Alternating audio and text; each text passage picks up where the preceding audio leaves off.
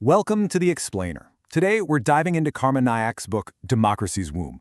It's one of those investigations that starts with something super small, an anomaly you could almost ignore. But then it spirals into this huge challenge to the very heart of the democratic process itself. So the book kicks off with this really powerful idea. It frames this whole investigation not as some casual choice, but as a fundamental duty. It's like the author is saying, when you see something that doesn't add up, silence just isn't an option. And get this, the whole thing starts with this tiny, nagging little problem, a difference of just 5 votes. A number so small you could easily just brush it off, right? But for the author, it was the loose thread that kicked off this whole obsessive journey for the truth. Now, this story doesn't start in some grand, marble-halled government building. Nope. It starts with the author, probably hunched over a desk, just poring over raw data from a single polling booth, completely convinced that these numbers had a story to tell.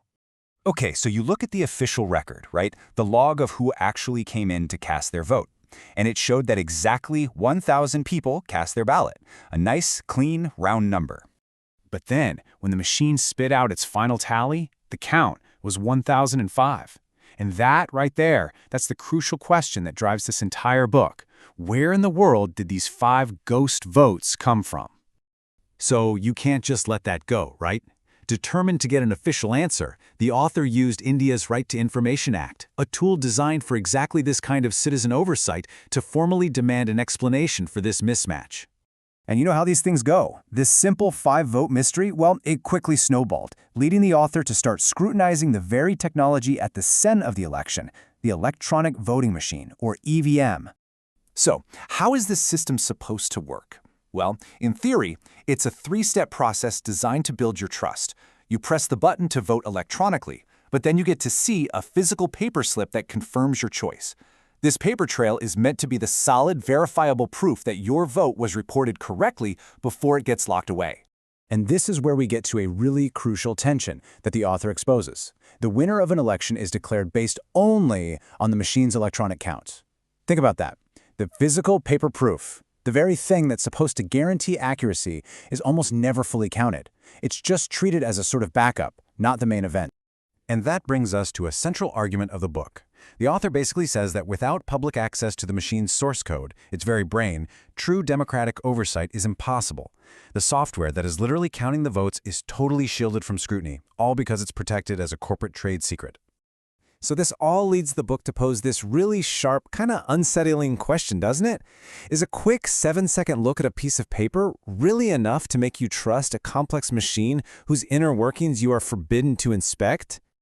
The investigation then takes a turn. It shifts from the machine's technological black box to the bureaucracy's use of literal, actual black ink. Hey, remember that formal request for information about the 5 extra votes? Well, the author finally got an official response.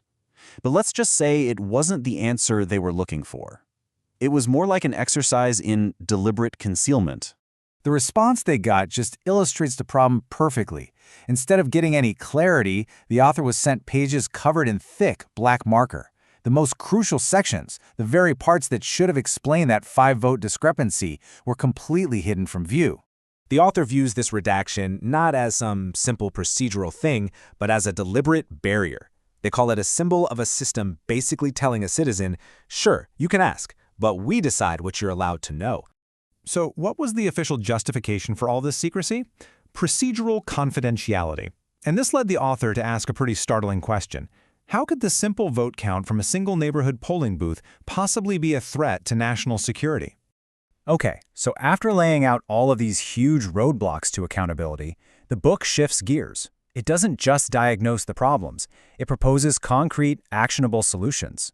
The author's solution is really a 4-pronged attack on this whole culture of secrecy. First, total reconciliation. Make it the law that if even 1 vote is off, a full 100% hand count of the paper trail is mandatory. No ifs, ands, or buts. Second, end the black ink responses by closing the loopholes that let officials hide election data. Third, put the power in the people's hands with public audits. Release all the election data so citizens and journalists can analyze it themselves. And finally, a call for grassroots citizen action to build a powerful voting bloc that demands these very reforms. The book leaves all of us with this final, really provocative thought. It challenges us to consider that delicate balance between trusting our technology and preserving our fundamental right to verify, to know that our vote has been counted correctly.